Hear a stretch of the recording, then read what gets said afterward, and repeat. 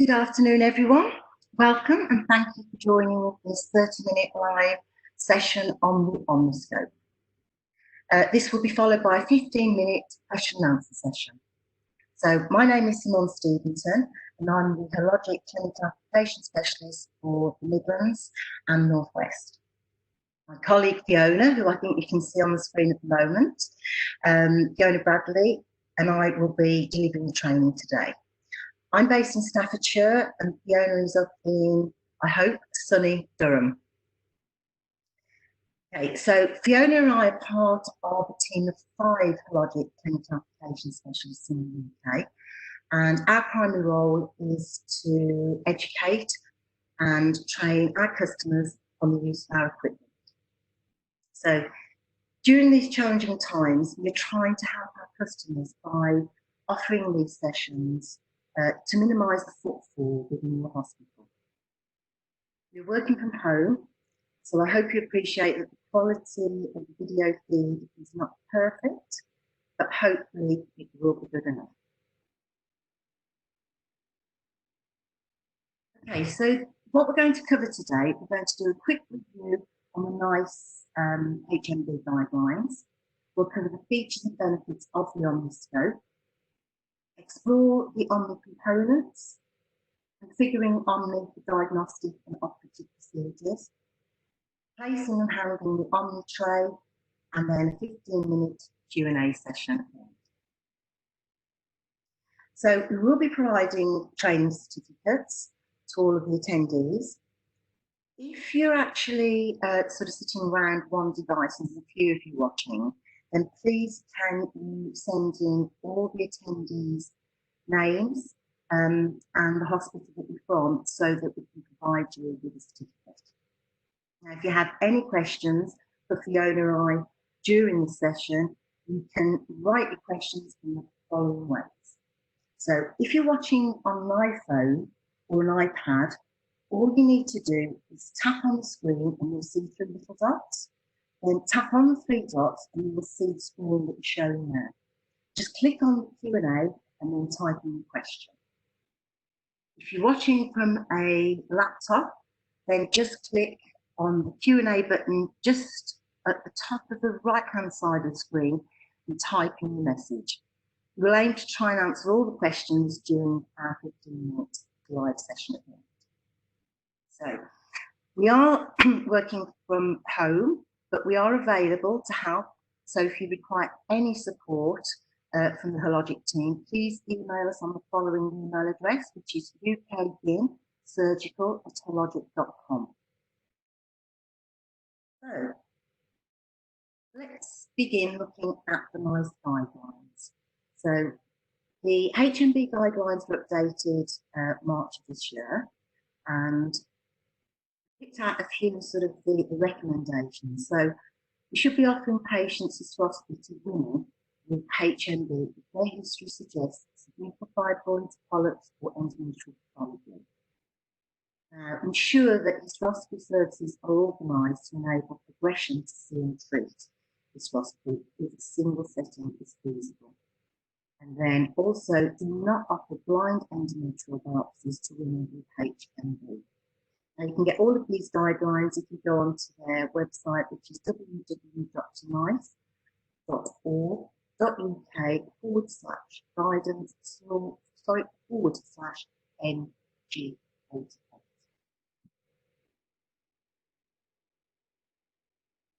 Right, so let's go through features and benefits. Okay, so the hysteroscope is the Omniscope is a 3-in-1 hysteroscope. So this is like taking see and treat to the next level. So you have one hysteroscope, so it's convenient to see and treat pathology with a single scope. You have a rod lens as opposed to a fibre optic. Now I think you'll find that a lot of your diagnostic scopes are fibre optic, and what tends to happen with a fibre optic scope is that they tend to deteriorate. So the optics just sort of drop off one by one. With the rod lens, it's a glass lens, so the visibility is perfect all of the time. Now, we listened to what consultants have said, And compared to our Hysteroscopes, our OMNI are now 2 centimetres longer. So this is ideal for those larger cavities. And then with regards to the diameters of the sheets, we'd actually reduce the size of those so it's for easier insertion and greater for the patients. So as I said, we're taking See and Treat to the next level. We particularly are noticing, and we've had a lot of people inquiring about this, that See and Treat is obviously the way to go. Most people are looking to do this, but I think with the COVID situation, it seems to be more of an urgency now, so that we can get patients in and out. So, going back to the scope then, you have one scope tray, you have one hysteroscope, and you have 3 sheets all in the one tray. We've mentioned the rod lens, we've mentioned the extra length. With regards to the rod lens, you will see from just above, you can see the shape of the actual scope itself. They are oval shaped, and there is clinical evidence that this is far better for easy insertion. And then with regards to the diameters, at the moment, if you're using a Hysteroscope, you're using a diagnostic scope, you're using a sheath which is 6.25 mil, and then you're using an XL scope which is 7.25. As you can see, the diagnostic scope that we've included now is 3.7. Then you have an operative sheath of 5.5 or an operative sheath of 6 mil.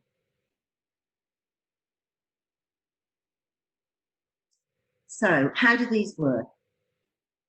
Your 5.5 sheath will accommodate the manual device, the light device, and the reach device, which currently with your MySure you're having to dilate up to 6 or 7.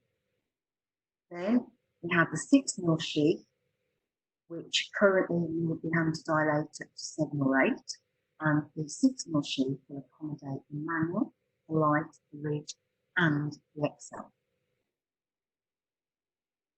So this is basically the tray and the content, and I can see with my little yellow marker that's coming up on the screen that my manager is sat up in Scotland with his highlighter pen ready.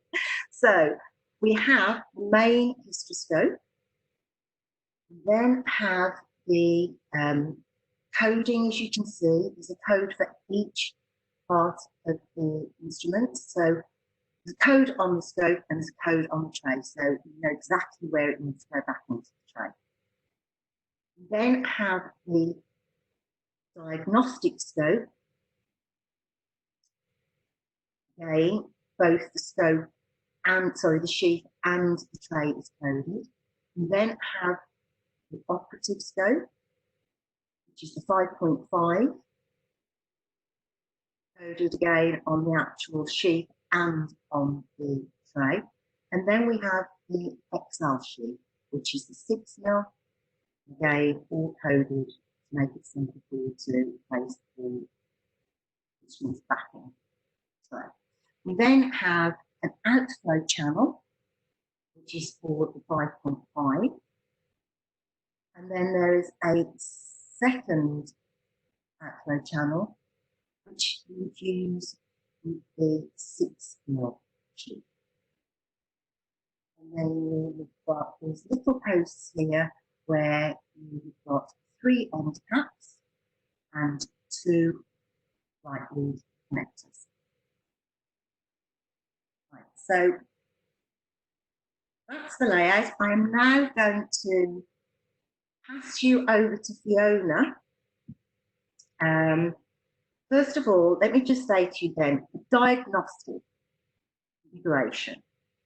All you need is the main hysteroscope. You'll need an end cap where we pop the little rubber seals that we do already with MySure, and that will stop any backsplash. And then you would just attach the 3.7 mil which is colour coded with a little black ring, which you can see there. And that is what you'll be doing if you're going into diagnostic to start with. So I will pass you over now to Fiona so that she can actually show you the tray. Thank you, Fiona. Thank you, Simone. Hi, everybody. Welcome. I'm going to take you through the scope now. So what I'm going to need to do is tilt my screen so you'll be able to see the tray layout and how we configure to do a diagnostic and operative procedures. So bear with me. Perfect, Fiona. Thank you. Great, thank you. So within the tray, as Simone has said, we have the base hysteroscope as so. When you're lifting this out of the rubber holders, please use both hands. Don't just grab the actual neck of the scope. They are quite delicate and we don't want any damage caused. So use both hands to pick it out. So this is your base scope. Then within the tray, as Simone has just said, you have the diagnostic sheath, which is 3.7, and you can see it's color coded with a black rim. To attach this onto your scope, all you need to do is align the arrow and align the arrows. They slide on very, very easily, and you can now see there's a white tap on the top. Just press and push and it clicks into position. To remove, all you need to do is press and remove.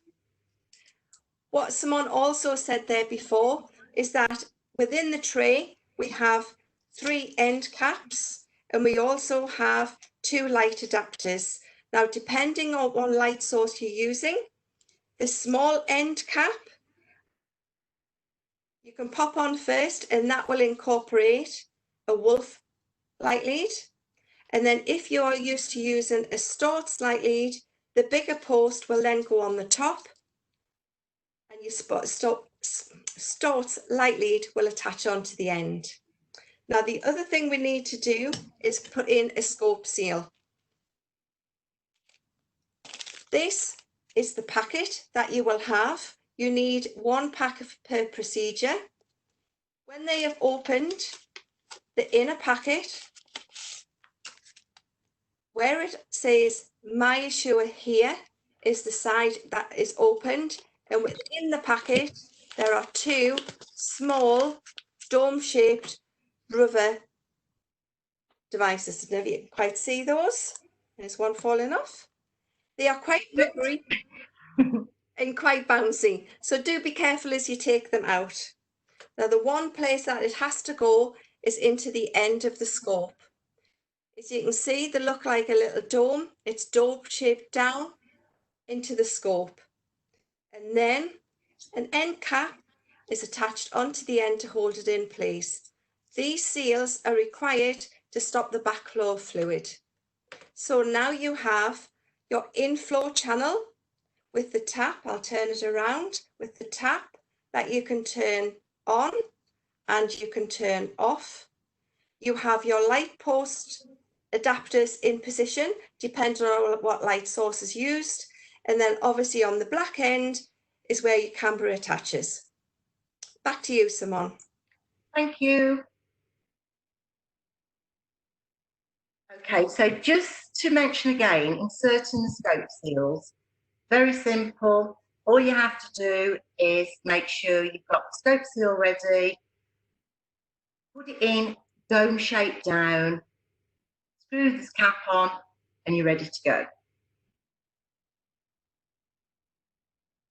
Right, so we've gone in with the diagnostic scope, and consultants notice there is some pathology there. We'll have already informed the patient that if you do come across some pathology, we can remove it for you today, so you won't need to come back for any more appointments. So, bit of pathology, we're going to use either the manual, the light, or the reach device. So again, all we do, we unclip the diagnostic sheath. We then clip on the 5.5 sheath, which is color-coded with a blue ring. And then we have the outflow channel that will go down the main body of the scope, which will also need a seal in the end. And as you can see, perhaps from the visual here, that for some reason, the 5.5 outflow channel is not colour coded. Don't ask me why. We're a little bit confused on that one ourselves, but the actual 6mm is colour coded. So that helps you differentiate which one's which. Okay, back over to you, Fiona, please. Thank you. So I'll tilt my screen again so you can see. Perfect. So as the scope, as Simon has just said, we have diagnosed that there is pathology present. So what we're going to do, just turn around from a right-handed, you're going to press the white cap on the top and the black sheet will slide off. Place safely back in your tray for now. And then what we're going to do is remove the blue sheath, colour-coded on the end, as Simon said. And again, this is going to slide straight onto the scope, arrow to arrow like before. Press the white cap and it will click into place.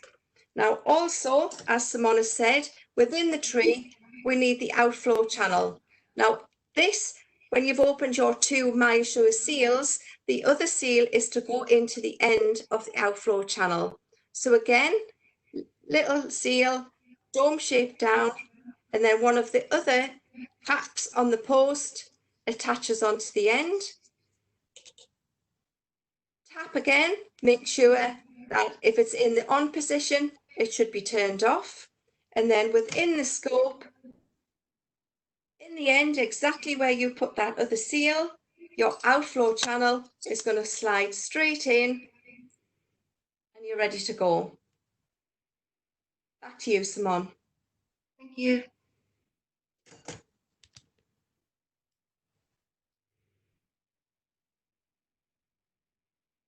Right, so because we've reduced the size of the sheets, the beauty of this now is that you can remove fibroids in an outpatient setting. You will only be dilating up to 6mm, and it works exactly the same, whereas you use the main body of the scope, and then you have the 6mm sheet, which is colour-coded in green, and you have an outflow channel, which is also colour-coded in green. It is as simple as that. And I think, like we said, in this sort of these odd times that we're working at the moment, so many people now are looking to move as much as they can into an outpatient setting. And we do have lots of consultants who are removing fibroids in the outpatients. Okay, Fiona. Okay, so tilt the screen again. Perfect. So, as I said, we've decided it's actually more of a fibroid that we need to go onto the bigger sheath. So exactly the same as before, remove the 6mm sheath. As you can see, it is colour-coded green this time. Exactly the same as before, arrow to arrow, press the white cap and click into place. Make sure your tapper's off. Now, as we said, in your packet of MySure seals, there is 2. So what we recommend is if you have inserted the seal into the end of the 5.5, remove that one because you will then need the outflow channel that is colour-coded green. So pop that seal into the end of that one and use the other end cap, or you can use the same end cap, exactly the same as we did before. And then the outflow channel literally inserts straight into the scope. And again, tap off and tap off. Back to you, Simon. Thank you. Right, so just to show you more of a close-up, it's very simple setup. You've got 2 arrows, just join your arrows up. You've got your little white button there, so you just press that to connect and then just press to disconnect. Simple. Now, just want to remind you that always remove your scope seals at the end of the procedure. I feel with the OMNI tray, it would be far easier to remember because you have got a post for each of the end caps and you want to make sure you count everything back in. So what tends to happen is that little rubber seal, when you take the end cap off, it can perhaps stick into the end cap. So just please make sure that you have removed them, because what we don't want is that to go to CSSD. They won't be aware, they won't even think, they might think it needs to be there. So if you haven't removed it, there's every chance they won't. That scope then can come back to you for your next procedure. And if you've still got an old seal in there, that scope is out of action now until it gets cleaned again.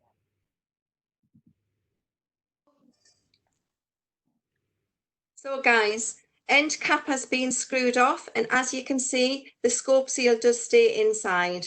All we need to do is remove and pop that onto the post. Back to you, Simone. Thank you. Right, so handling and placement in the OMNI tray. So all you do, love this lid compared to our MySure ones that can be really tricky at times. All you do is just press the two little black buttons and tray lid lifts off. Like visual, I'll just follow that on so you can see. 4 fingers into the black, press and remove.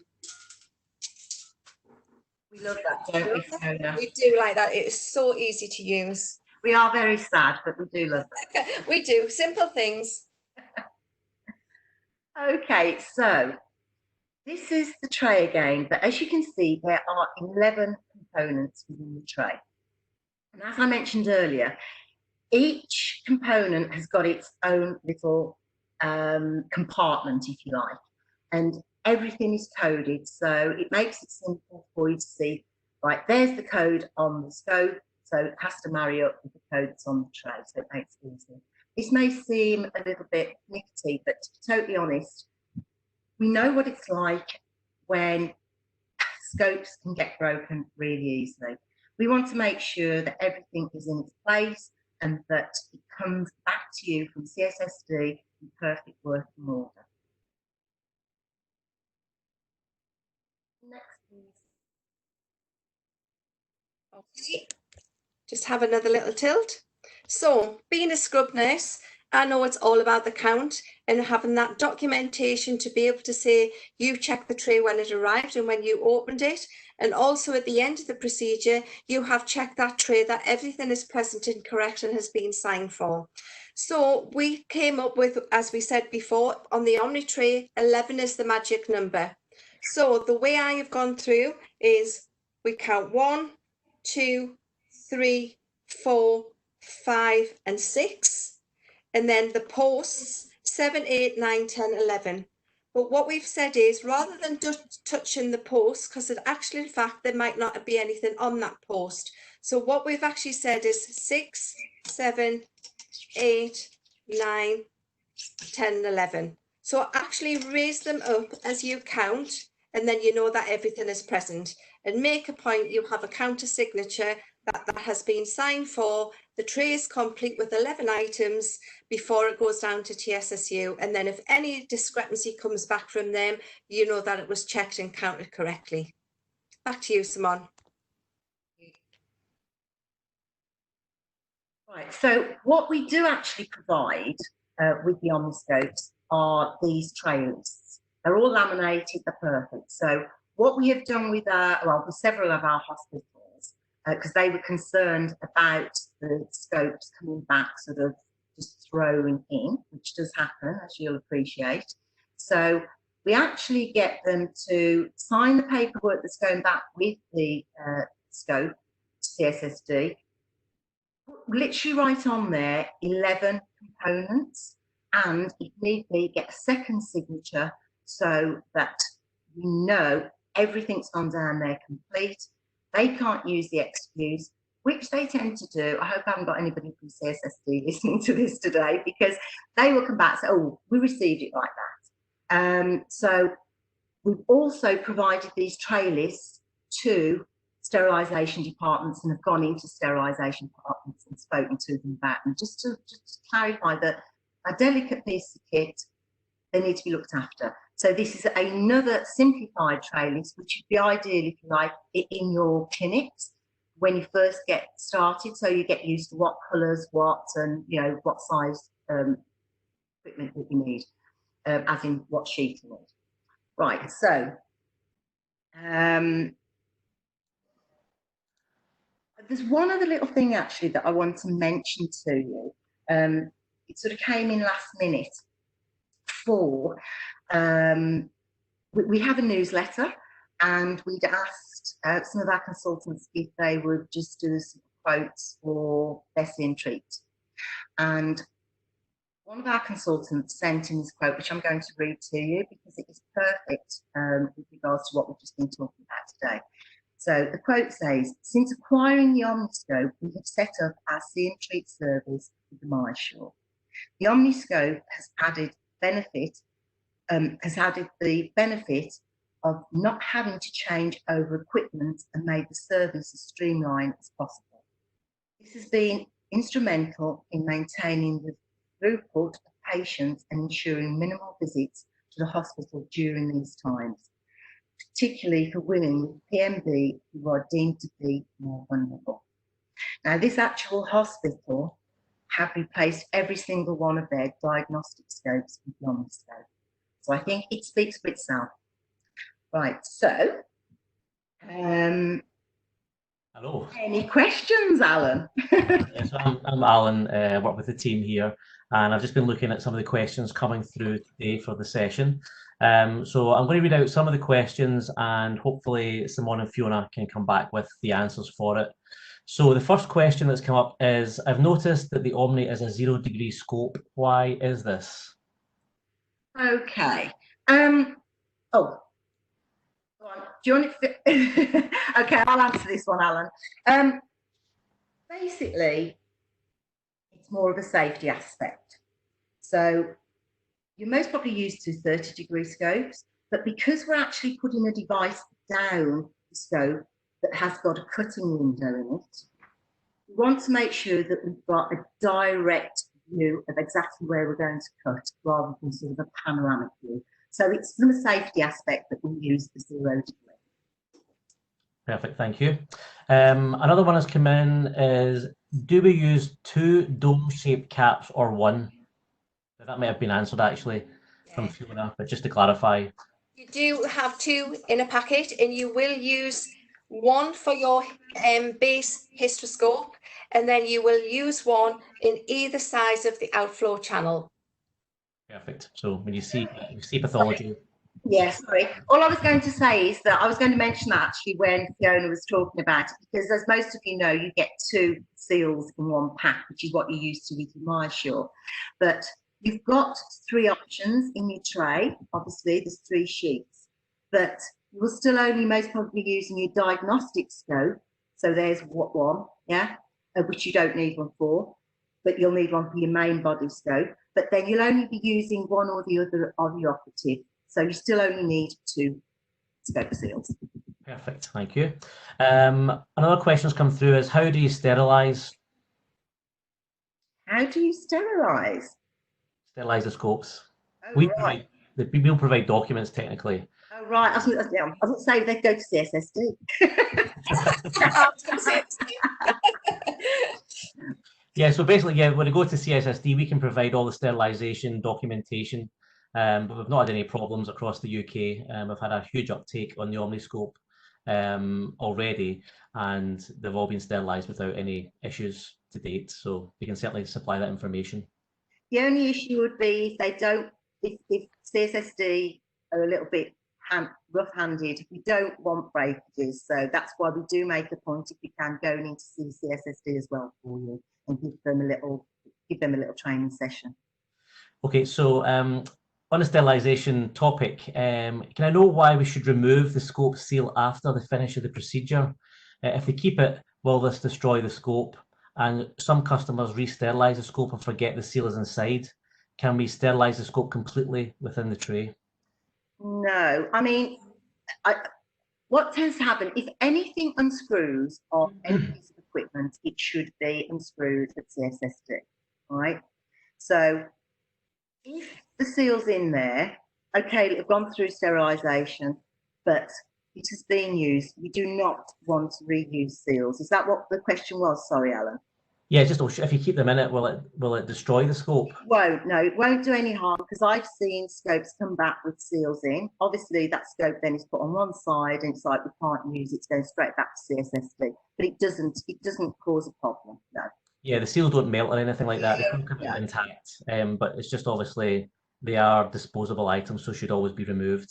But if you do find one that does come back with a seal in it, just take that seal out and then send back again for re-sterilisation. To be honest, with this new tray, you shouldn't be getting that anyway, because we want you to count 11 components back in. Now, obviously, it might be a little bit difficult trying to get that end cap on if the seal's still sat in there. So you'll know that it's still on there, and you can remove it before it even gets to CSSD. Yeah. Okay. And can all the components be sterilised in the one tray at one time? They don't have to be taken out. Can they all fit in the tray? No, absolutely not. That's the beauty of it. Everything comes in. You've got 3-in-1. Everything's in there, and it all goes back exactly the same. Okay, perfect. What is the role of the 3 different shapes in the rod lens? You've got the small circle, then the oval. Ooh, good question. So your base hysteroscope is the round shape. That is very, very fine. As I said, it's only 3.7 mil. So it's not until we're going on to the 5.5 and the 6 mil sheath on the scope that they have changed that diameter. And it's if they wanted to do a diagnostic hysteroscope straight off with the 5.5 sheath on, it will help in an outpatient setting with that insertion of that scope through the externally through into the internal os. So they don't have to do a diagnostic hysteroscope with the black sheath if they think the pathology is there, and they can go straight on to remove that pathology. Okay, thanks, Fiona. Do you always need to use the outflow channel? Ooh, God, we've got lots of questions. No, we don't. I actually, to be honest, it depends. But you don't have to. If you're using the Aqualex machine, then you'll need to prime. So you'll need the outflow channel into prime. But I actually have some consultants that go straight in with the device. What do you mean the device? With the actual 5 operative sheath. Yeah, they'll put the sheath on, but then they'll go straight in with the device straight into the scope without using the outflow channel at all.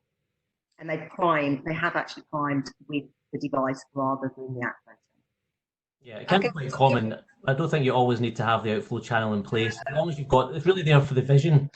So if your vision starts to cloudy, if it becomes a bit cloudy or whatever, the outflow channel is useful for that. But if it's a quick procedure, you don't always necessarily even have to have that outflow channel ready. Thank you. What is the cost of the OMNI? Simone? Oh, it really depends. It's really comparable to, like I said, I've got a hospital that have actually replaced all of their diagnostics with the OMNI. They wouldn't have done that if it was too expensive to do so. But how they saw it, if they were getting 3 scopes in one, basically. So it's comparable, but I'm a clinical application specialist, not a sales specialist. So if you really want to know, let us know, and we'll get the rep to come in and speak to you. Yeah, I think they should be very competitive in comparison to your diagnostic scopes and things. But remember, you're now diagnostic and operative with the OMNI as well. But definitely get your local representative to come in from the sales team, and they'll come and have a chat to you and discuss your requirements. I don't really want to use sort of other names, if you like, competitors, but I know I have another hospital up in the northwest that basically said, oh yeah, they're the same price as such and such a scope, so we'll go with that because we've got then all new diagnostics, plus we've got all the MySures that we need as well. Perfect, thank you. Can we use graspers and other instruments down the channel? I need to remove a coil. Oh yeah, I've seen that be done. Fabulous. Basically, the case that I saw, there was a lady who had got she'd got pathology, but she'd also got a coil And when the consultant went to remove it, it was sort of the tissue had grown around it. So she actually went in with the 5.5, which the patient tolerated perfectly. She actually removed some of the tissue with a light device so that she could actually get to the coil. She went in with a grasper down the same 5.5, managed to remove the coil, then went back in with the light device to remove the pathology. She was really impressed. Great. Okay, that's good.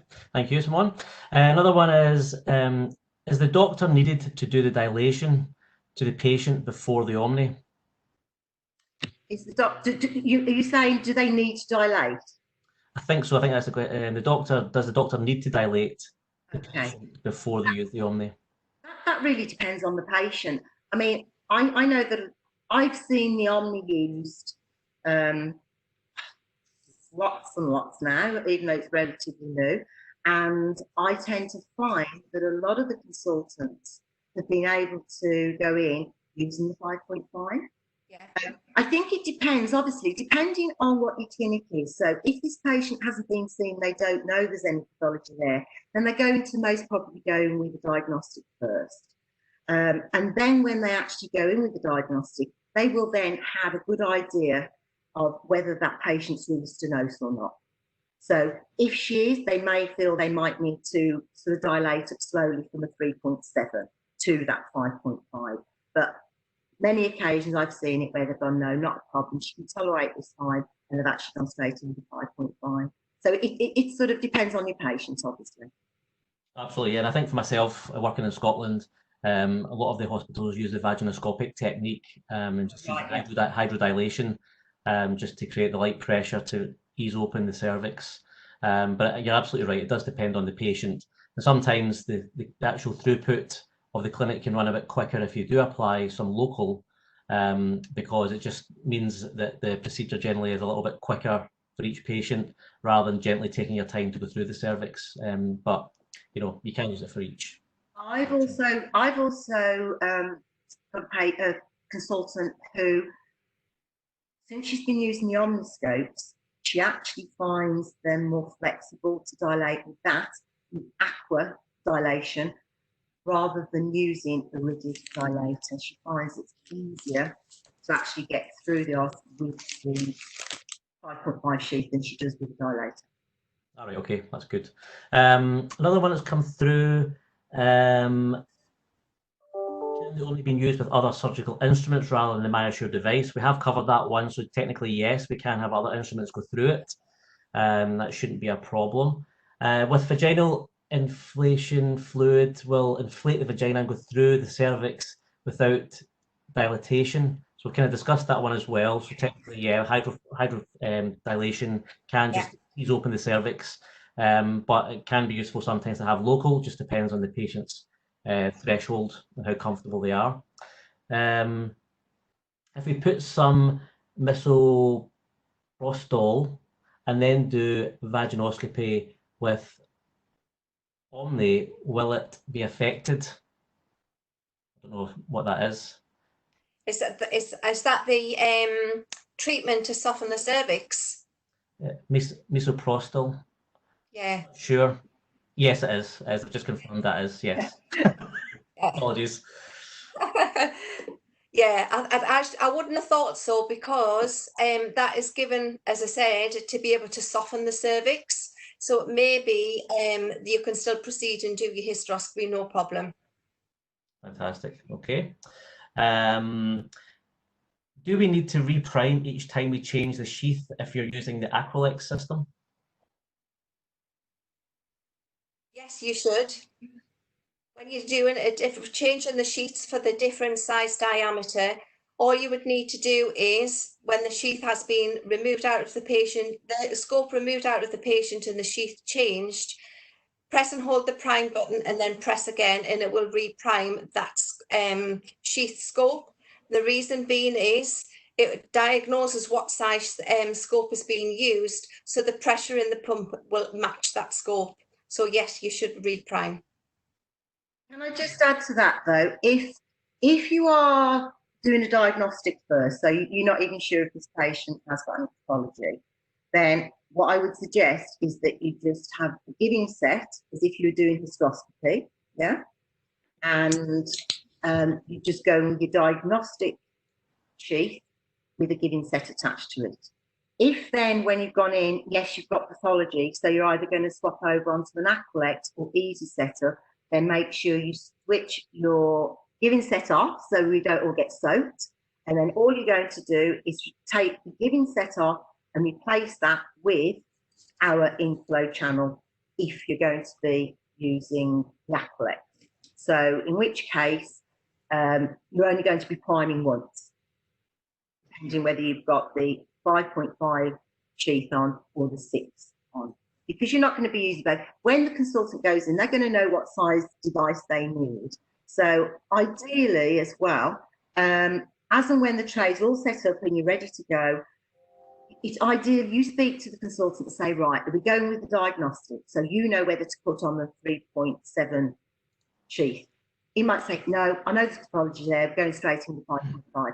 Ask your consultant first so that you're ready. You know, he might presume that you know you've got a 3.7 on and he's trying to fit our device down 3.6. It's never going to happen. So you need to ask and say, right, do we need diagnostic sheath or we go with 5.5 or 6? Perfect. Okay, thank you. Well, I think that's all the questions that have come in. I would like to just stress the point. Some people may be viewing this and have not actually used the OMNI yet. But if you do want to trial the OMNI, please just contact us and we'll show you the email address shortly. And we're more than happy to come in and try and set up some evaluation for you with the OMNI scopes to let you test them and see how good they are for yourselves. So just email us at the address you'll see shortly. So I'm just going to share the PowerPoint presentation again and bring this up. Just to let you know that we have various sessions running for education, and we've already completed the Aqualex and MyAssure troubleshooting, and we've done a series earlier on a couple of weeks ago on just the general setup of the Aqualex as a refresher, and we can always send you links to these videos to show you what they are. But we have a NovaSure one happening next week just to go through the basics of NovaSure and setting it up and some troubleshooting. We also have a MyAssure the week after that on the 8th of July, looking at simple setup and moving to see and treat in a kind of quick way to help with the COVID situation, get your patients out of theatre and have these procedures done in outpatients. And also we have fetal fibronectin, which is looking at what actually fetal fibronectin is, and that's going to be on the 9th of July. And also there's a new app which is there to help with preterm birth detection and whether the patient should be kept in or sent home, which can make a big difference to the quality of care. And that's on the 16th of July, but you're more than welcome to join these sessions as well. So I'll just hand back over to you, Simone, just to finish off. Okay, thank you, Alan. Right, so, well, can I thank you for joining today's session? I hope it was helpful.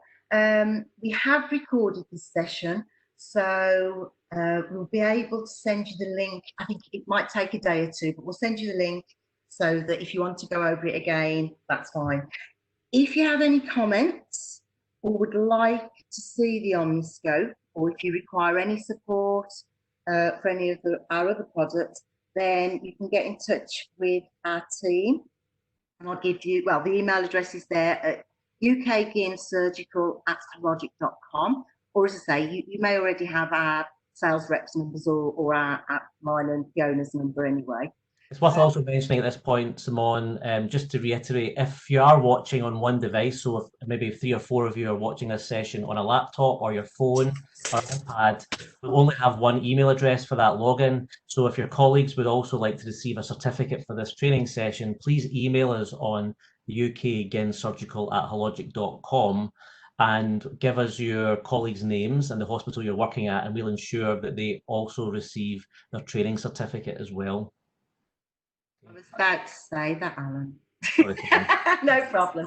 Also, you can see on there that we have, if you went on to insurgicalsolutions.com, there is reams and reams of information on all of our products.